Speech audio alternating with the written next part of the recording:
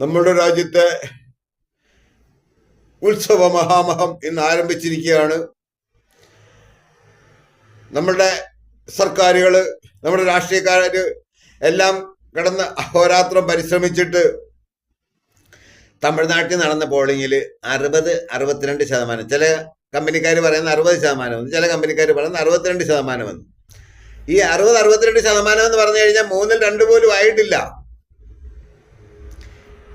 അപ്പം ആകെയുള്ള 100-ല് 60 പേര്, 2/3 പോലും ഇല്ലാത്ത ഈ 60 പേര് വോട്ട് ചെയ്താൽ അതെങ്ങനെയാ ജനകീയമാകുന്നത്?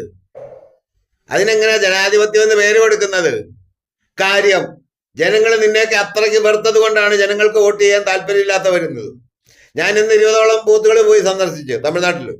ആ പോയിടത്തെങ്ങും ജനങ്ങൾക്ക് യാതൊരു വികാരവും ഇല്ല. ഞാൻ പലരോടും ചോദിച്ചു, വോട്ട് ചെയ്യാൻ പോകുന്നില്ലയോ? പോണം.